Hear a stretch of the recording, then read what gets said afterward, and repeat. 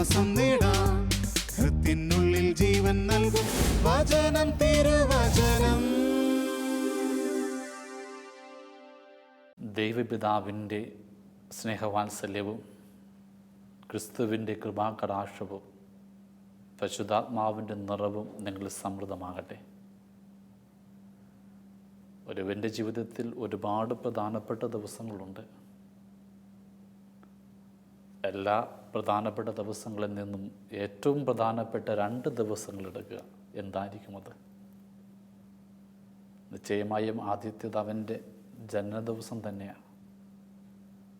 അനശ്വരയിൽ നിന്നും ഈ ഭൂമിയിലേക്ക് വന്ന ജന്മദിനം അവൻ്റെ ജീവിതത്തിലെ പ്രധാനപ്പെട്ടതാണ്. രണ്ടാമത്തെ ഏറ്റവും പ്രധാനപ്പെട്ടത് മരണമാണെന്ന് വിചാരിക്കരുത്. അത് അത്രയ്ക്കും പ്രധാനപ്പെട്ടതൊന്നുമല്ല. മരിച്ചു, തീർന്നു. എന്നാൽ ഒരുവൻ്റെ ജീവിതത്തിൽ രണ്ടാമത്തെ ഏറ്റവും പ്രധാനപ്പെട്ടത് എന്തിനീ ഭൂമിയിൽ വന്നു എന്ന് തിരിച്ചറിയുന്ന ദിവസമാണ്. ആ വെളിപാട് ദിവസവും ഏറ്റവും പ്രധാനപ്പെട്ടത്.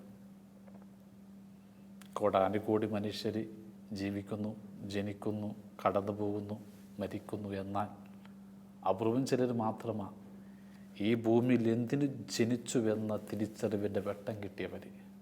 അമ്മയുടെ ഉദരത്തിലായിരിക്കെ അമ്മയുടെ കരുതലും പരിചരണവും നമുക്കുണ്ട്. പിതാവിൻ്റെ സ്നേഹവാത്സല്യവും ഉണ്ട്. ഒരു വിദഗ്ധനായ ഡോക്ടർ നമ്മ ഉദരത്തിൽ നിന്ന് പുറത്തെടുക്കും.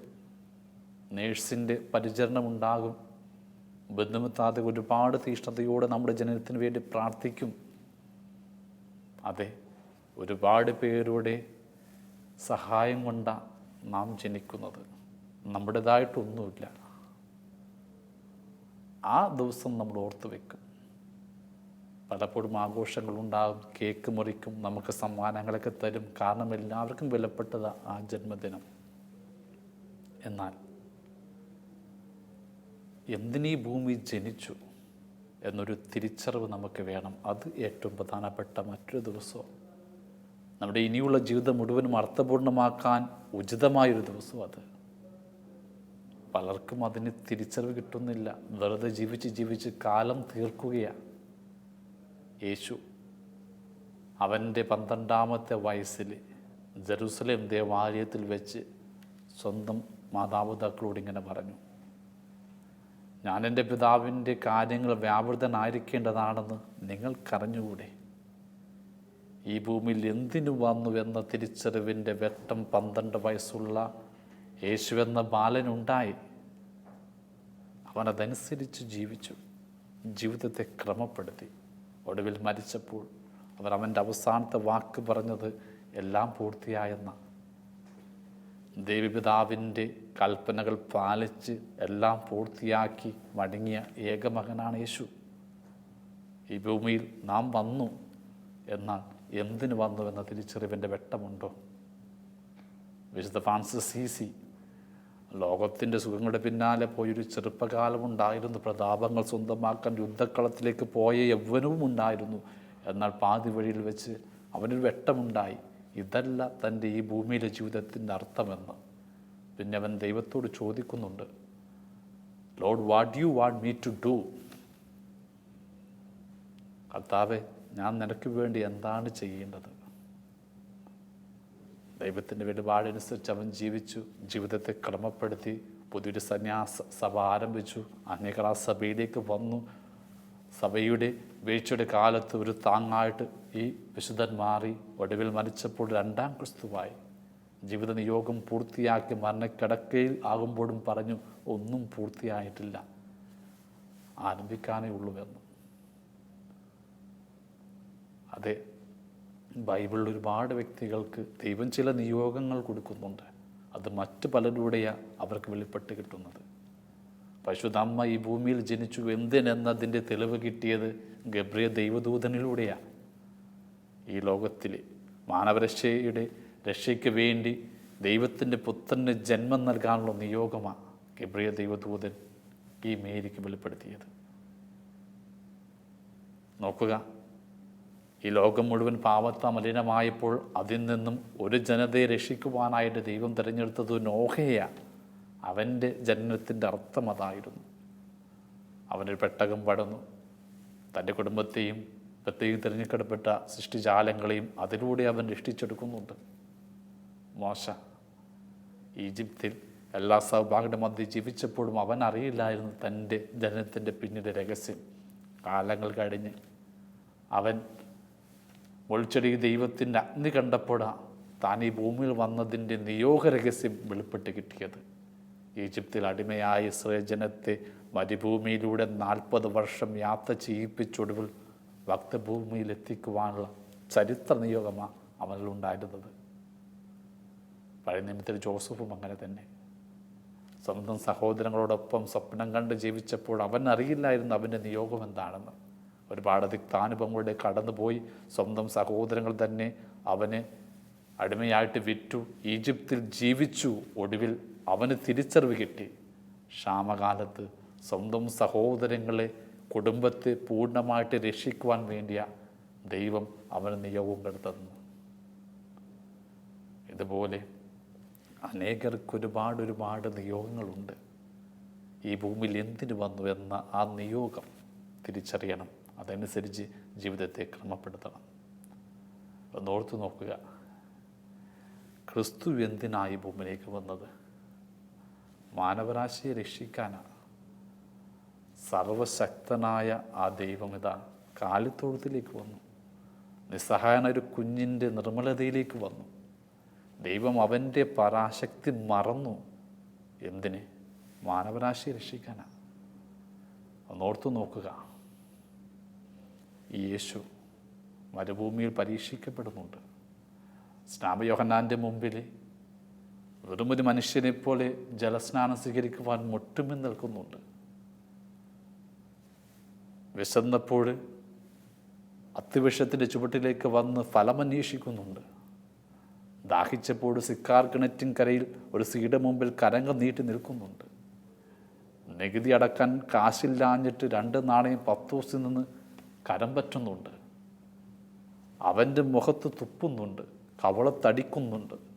നിന്ദിതനായി ബന്ധിതനായി അവൻ നിൽക്കുന്നുണ്ട്.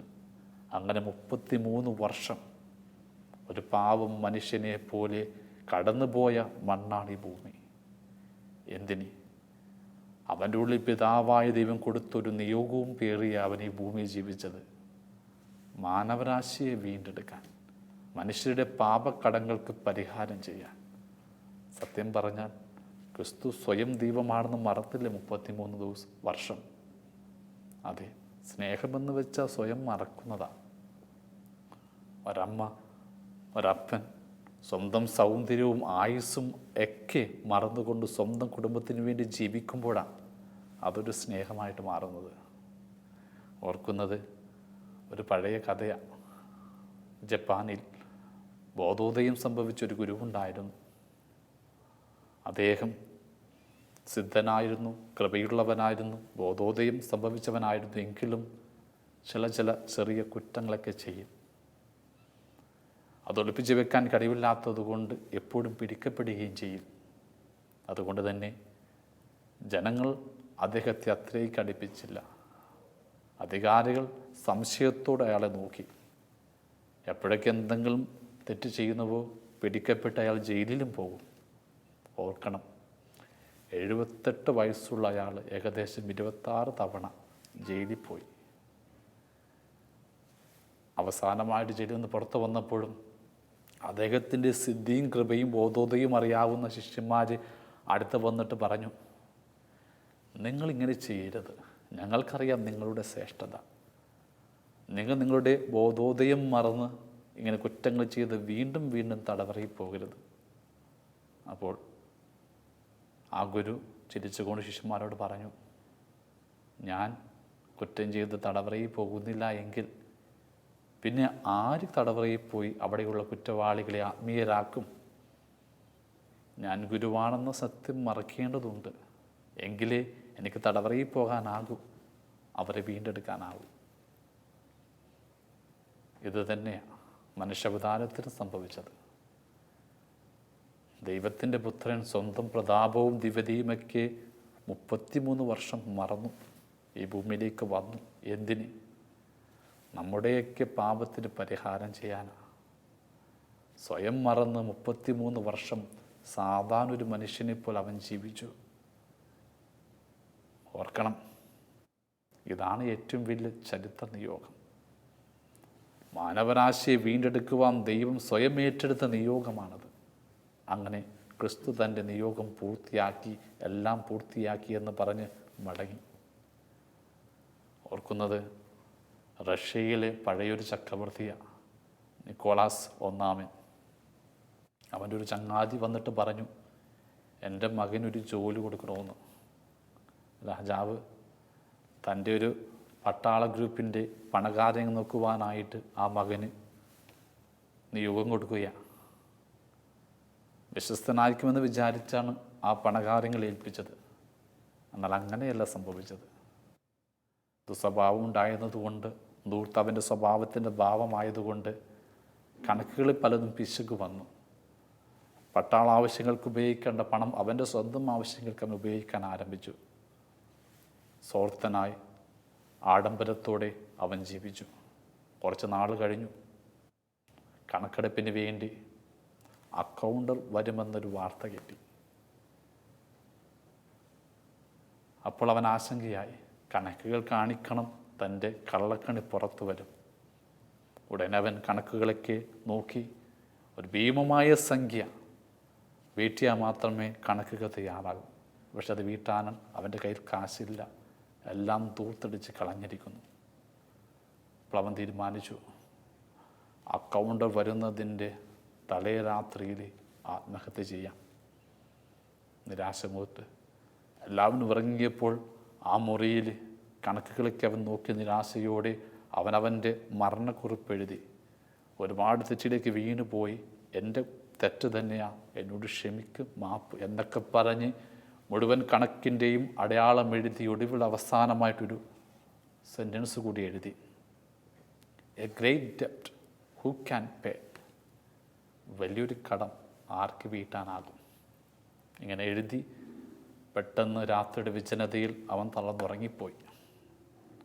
എന്തുകൊണ്ടോ അന്ന് ആ പട്ടാള ക്യാമ്പിൽ നിക്കോളാസ് ഒന്നാമൻ രാജാവ് സന്ദർശനത്തിന് വന്നിരുന്നു.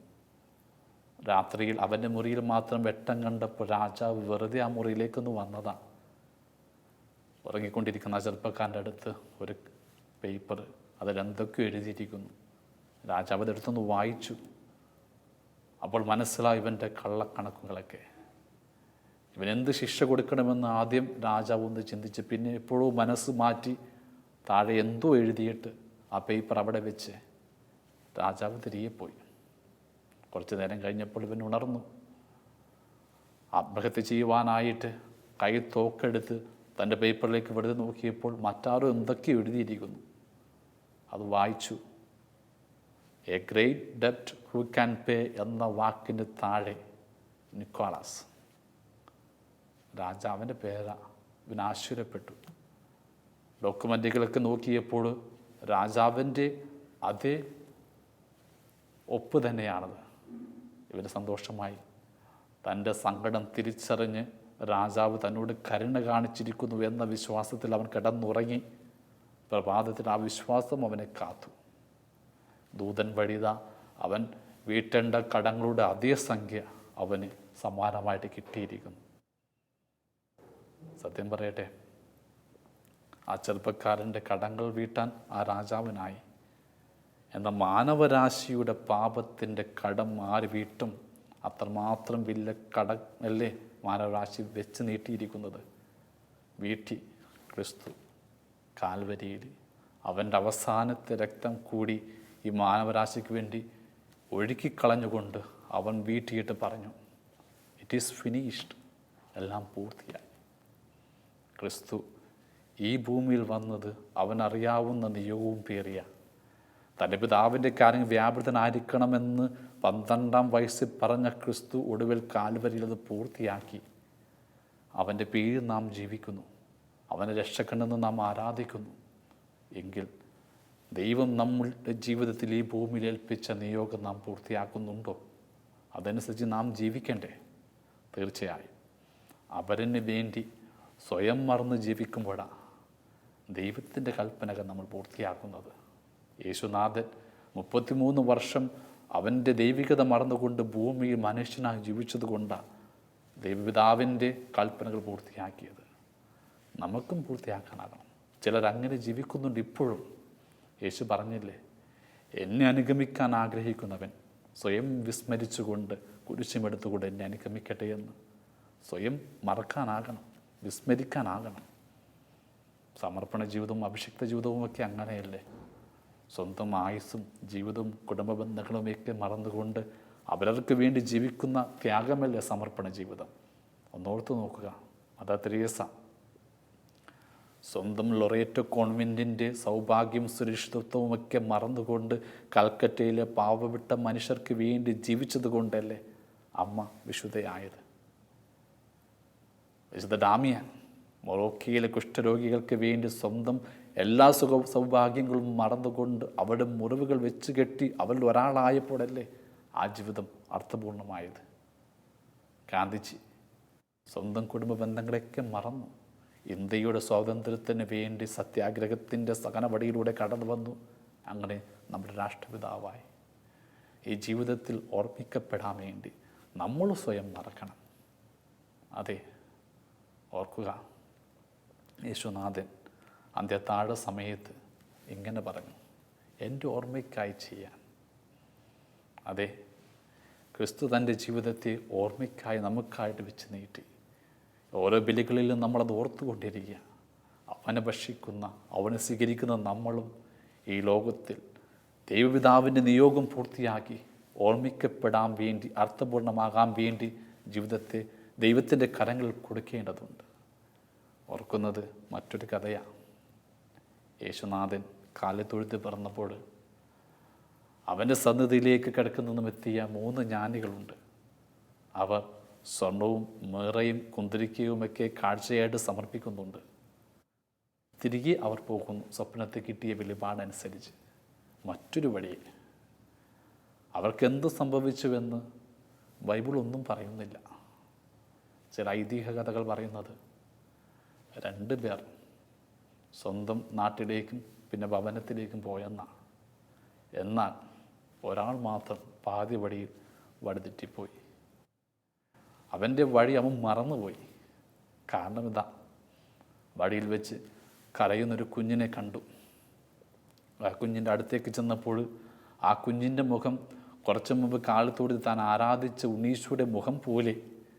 ചോദിച്ചു, നീ എന്തിനാണ് കരയുന്നതെന്ന്. കുഞ്ഞ് പറഞ്ഞു, വിശന്നിട്ടാണ് കരയുന്നതെന്ന്.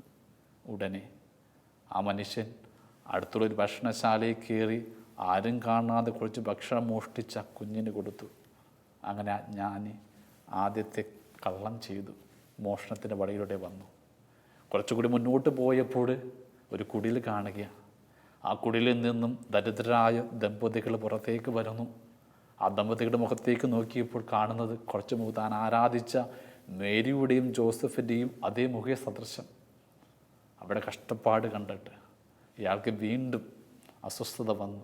ഒരു ധനവാന്റെ സമ്പത്ത് മോഷ്ടിച്ച് അവർക്ക് കൊടുത്തു. അങ്ങനെ താൻ എന്തിനു വന്നെന്നോ എവിടേക്ക് പോകുന്നുവെന്നോ എന്നോ തിരിച്ചറിവില്ലാതെ മറന്നുകൊണ്ട് അനേകരുടെ കഷ്ടപ്പാട് കണ്ട് അവർ ദൈവത്തെ കണ്ട് അവരെ സേവിക്കുവാനായിട്ട് ഇയാൾ മാറിയെന്ന ഐതിഹ്യം പറയുന്നത്.